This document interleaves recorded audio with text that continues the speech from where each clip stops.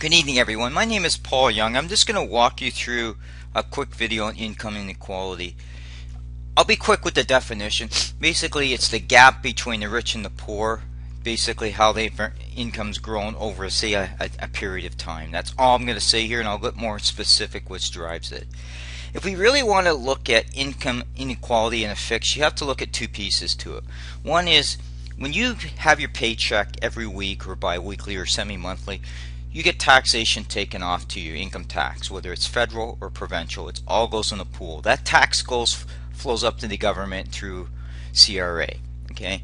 Now, part of the allocation of that money goes to the provinces. Okay, so they allocate money to the provinces each year to support healthcare, education. Now, education's post-secondary school education as well as daycare. So that's part of the federal way to kind of support social programs. The provincial governments also get their portion of that tax dollars, and then they go and start to support things like primary and secondary school education. That's how income redistribution works from a government's perspective. Now, there's other aspect of it that drives jobs creation and just the overall flow is the middle class. So the chart that you're seeing to the right hand side is from a video that CNN did on income growth. Now this is after tax growth, so this is money that's gone into social programs based on your taxations.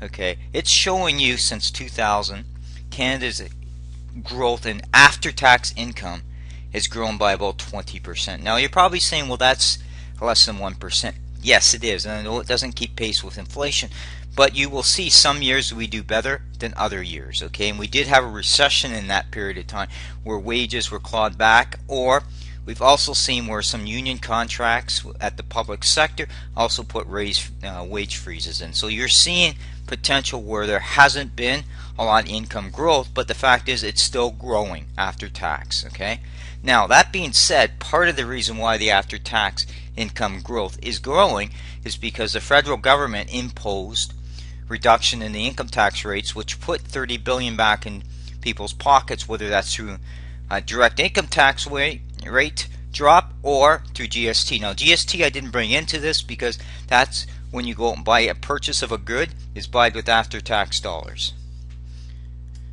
Let's talk about Ed Broadbent.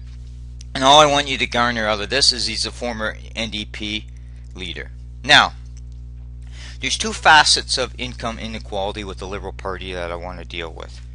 One is Justin Trudeau has constantly said that the middle class is hurting in Canada.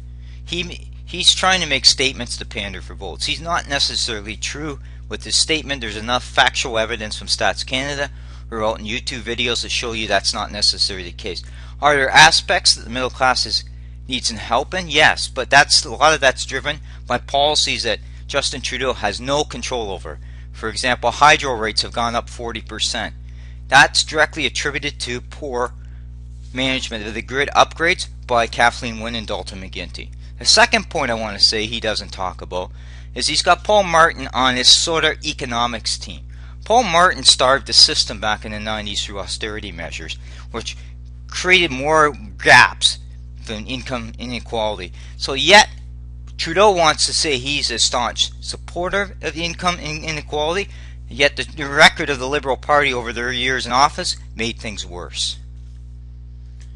Let's talk about broadband here. He made a speech, and there's a YouTube link there to a speech he made to the Finance Committee in 2013.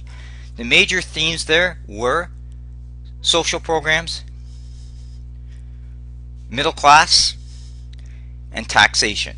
What his themes did not address were 4 or 5 areas. Okay, didn't address the fact is that we have a huge gap between private and public sector compensation, which drives those inequality numbers. He didn't address the issues of stock options in terms of the old capital market, in terms of how that works in compensation and supports job growth and job investment. He didn't address that.